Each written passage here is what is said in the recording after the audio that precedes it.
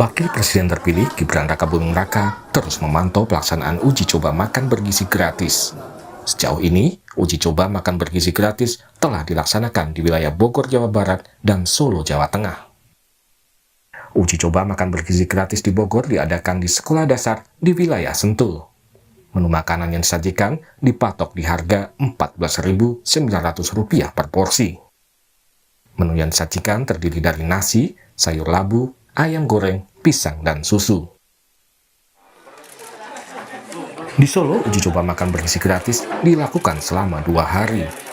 Sama dengan di Bogor, menu yang disajikan seharga Rp14.900 per porsi, yang terdiri dari nasi, sayur cacah sawi, ayam goreng, untuk buahnya disediakan pisang serta susu. Senang. Kenapa? Karena ada lauknya, ada buahnya, ada sayurnya, dan ada tempenya, dan ada susunya. Kalau rasanya sendiri gimana? Enak. Enak ya? Kalau kamu biasanya kalau sekolah gitu bawa bekal dari rumah atau jajan kalau? Bawa bekal dari rumah. Ini kan sudah ada, nanti misalnya ada program seperti ini terus gitu, kamu pilih ini atau pilih bawa bekal dari rumah? Pilih ini. Kenapa? Karena enak. Ada karbohidratnya dan ada proteinnya. Mantap ya. Meringankan orang tua kan apa? Kalau yang kurang mampu berarti kan bisa ini meningkatkan gizi. Ada makanannya kan lengkap, 4 sehat 5 sempurna itu ya. Ada apa? Lauknya juga lumayan bagus, enak. Terus ada buah-buahnya juga, ada susunya. Jadi kan anak-anak orang tua juga terbantu. Ya, sangat membantu. Soalnya kan pagi-pagi kita biasanya utek gitu kan, malah udah disediakan dari sekolah gitu.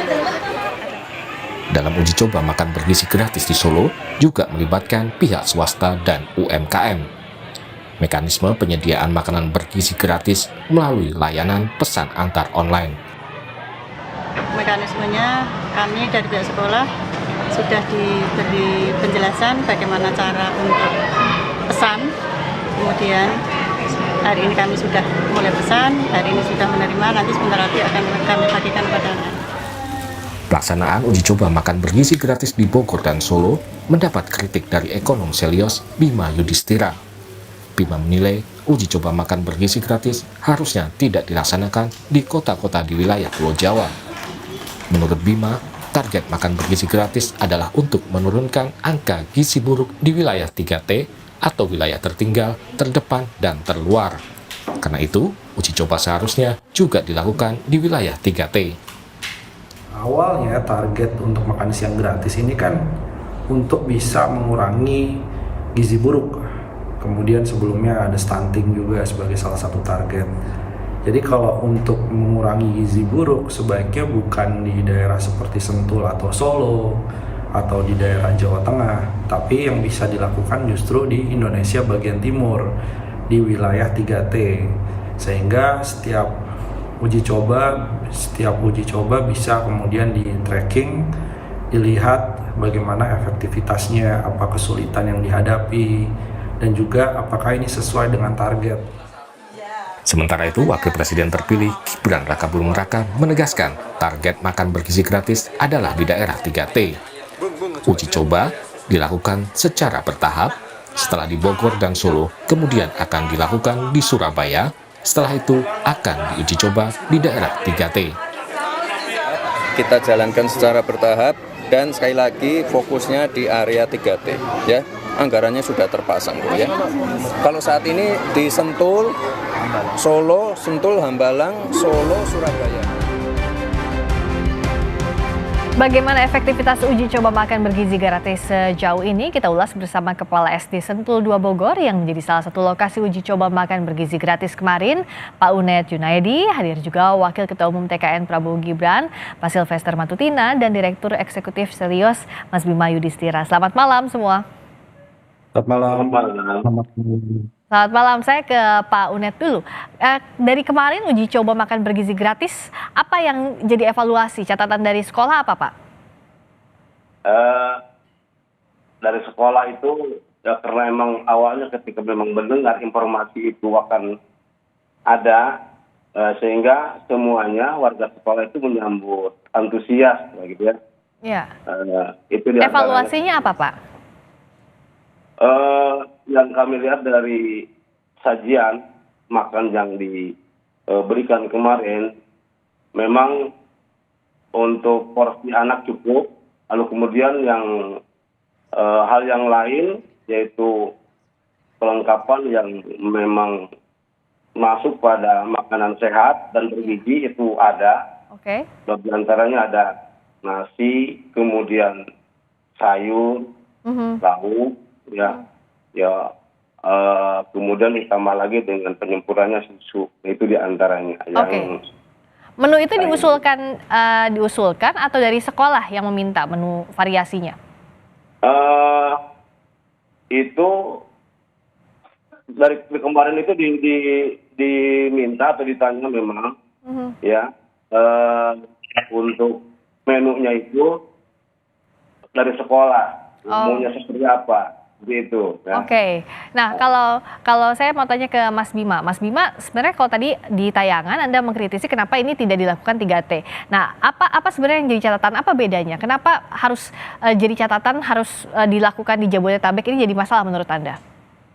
Ya, saya pikir kan sekali lagi kembali kepada filosofi makan siang gratis.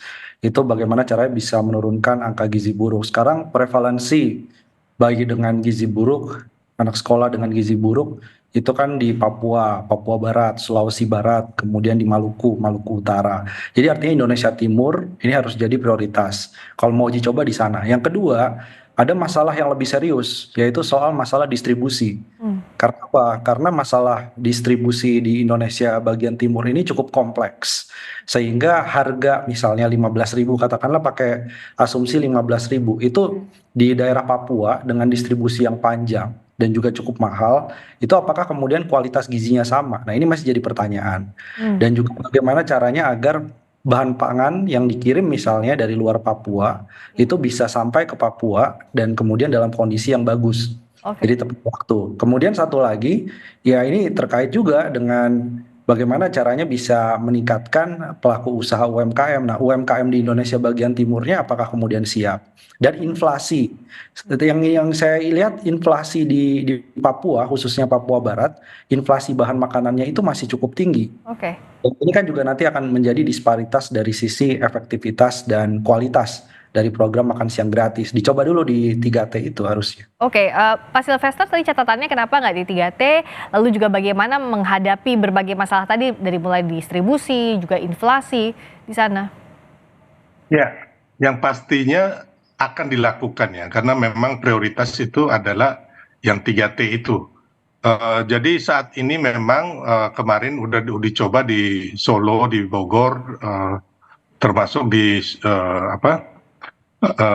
Jawa Timur ya. Jadi hanya ke depannya memang ini kan sampai di bulan Oktober kita akan terus melakukan uji coba dan juga studi banding. Jadi memang benar apa yang dikatakan Mas Bima tadi. Bahkan kalau kita mau bilang, saya kebetulan pelaku usaha penerbangan ya di Papua. Itu harga antara Jayapura sendiri dengan di daerah pegunungan atau lembah ya. Saya udah pernah ke sana di Kobakma dan juga di Oksibil, itu sangat jauh berbeda ya. Saya ambil contoh semen aja, itu di Jayapura itu 100.000. Tapi kalau di Kobakma dan Oksibil itu semen 50 kilo, untuk angkusnya aja per kilo 25.000. Jadi 50.000 kali 25.000, 1.250.000. Ya, ada perbedaan harga yang jauh di situ ya Pak? Jauh. Jadi kalau itu nggak mungkin 15.000 ya. Jadi itu juga pastinya kita akan lakukan uji coba. Hanya memang yang ada sekarang, memang tadi seperti Pak Uned bilang, kita menggali semua data, terus semua masukan, termasuk dari para siswa. Mereka tadi cerita bahwa mereka senang, terus ibu-ibu rumah tangga pun nggak repot ya, bahkan mereka bisa nabung. Nah, intinya ini yang kita juga harus mendapat masukan, termasuk dari para ahli gizi, apakah benar-benar ini sudah masuk dalam 4 sehat atau 5 sempurna. Jadi tujuan ini supaya ketika nanti akan dilakukan itu benar-benar sudah siap ya. sudah siap. Oke, Ya. saya ke Pak Unet. Kalau skemanya itu seperti apa sih Pak Unet di sana untuk pengadaannya di Sentul itu nanti dalam praktiknya siapa yang mengadakannya? Artinya apakah dibuat di dapur bersama UMKM atau seperti apa? Kalau di yang hasil diskusi terakhir Pak Unet. Selama ini memang saya terima jadi ya. Jadi untuk pengadaannya siapa, gitu ya, kami pihak sekolah menerima sudah jadi seperti itu dan hanya untuk bertugas mendistribusikan ke anak gitu ya, ke yang bersangkutan lah gitu ya. Kemudian dari hal yang lainnya ya dibantu lah gitu dengan paling pembantu sekolah yang memang sukarela membantu gitu. Untuk pengadaan hal-hal yang lainnya kami tidak ikut campur gitu ya. Kami hanya sebagai penerima saja. Hanya saja memang kemarin sebelum itu didistribusikan ke anak, memang kami tentu berarti melihat dulu ya, memberitahu dulu segalanya. Ya, itulah yang kami lihat kenyataannya seperti itu ya. Termasuklah gitu ya, makanan yang bergizi walaupun porsinya memang porsi anak sih gitu ya. Seperti itu ya. Ya, saya ke Mas Bima, Mas. Jadi kan kalau kita punya anggaran itu 71T. Tadi Pak Silvester bilang ini akan nanti dikalkulasi lagi. Bisa jadi misalnya harga per porsinya berbeda kalau di Indonesia Timur. Nah, untuk menghitung ini agar efektif itu seperti apa, Mas Bim? Ya, yang jelas begini, yang jelas dari anggaran itu masih bisa lebih besar lagi. Karena apa? Karena kalau melihat ini akan diaplikasikan secara nasional, ini kan beban biaya birokrasi, apakah nanti akan ada departemen sendiri atau ada kementerian khusus sendiri misalnya soal makan siang gratis, itu kan menambah beban biaya birokrasi, itu harus dihitung dimasukkan ke situ. Biaya transportasi logistik. Tapi saran saya jangan 71 triliun untuk tahun pertama, justru uji coba itu kecil dulu.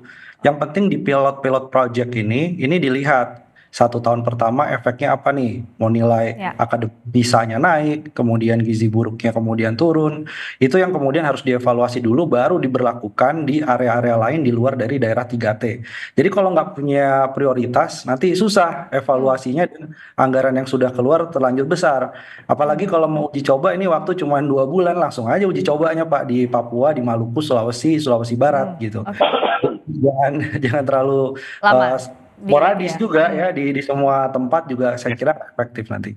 Oke, terakhir Pak Silvester, jadi apa masukan dari Mas Bima tadi bisa diterapkan agar lebih efektif lagi begitu? Tentunya ini kan kita akan menerapkan uji coba ini kan di seluruh provinsi dengan rencananya itu dari teman-teman di tim sinkronisasi itu di 3.000 porsi per provinsi. Dan mengenai yang seperti Mas Bima bilang tadi, sebenarnya gini, bahwa sebenarnya makan bergizi gratis ini kan sudah ada hampir di 152 negara. Dan memang kalau kita lihat memang semuanya bagus ya, bahkan di Finlandia itu kalau nggak salah sudah harus dijadikan undang-undang bahwa siswa yang bersekolah itu diwajibkan pemerintah menyiapkan itu makan bergizinya begitu. Jadi ini memang sebenarnya kita udah tidak bisa pungkiri lagi bahwa hampir semua negara di dunia ini sudah menerapkan makan bergizi gratis. Tapi implementasinya tadi ya? Banyak manfaatnya ya. Banyak manfaatnya untuk kecerdasan, untuk stamina, untuk juga kesehatan, untuk juga pertumbuhan ekonomi, dan juga anak-anak ini bisa menabung sih sebenarnya. Itu manfaatnya, tapi harus dikalkulasi dengan baik begitu ya Pak Silvester ya, dan yang jadi prioritas diterapkan di daerah 3T dulu ya. Negara menerapkan. Jadi kita saya pikir itu udah fix ya, dan final bahwa jadi itu kita evaluasi juga itu benar sekali. Dievaluasi dalam waktu yang singkat karena kan harus diterapkan segera juga dengan anggarannya 71T. Ini pesannya Mas Bima harus dihitung hati-hati ya agar dalam praktiknya juga bisa tepat sasaran. Harus tepat sasaran makan bergizi gratis ini. Terima kasih Pak Silvester, terima kasih Mas Bima, terima kasih Pak Unet. Selamat malam.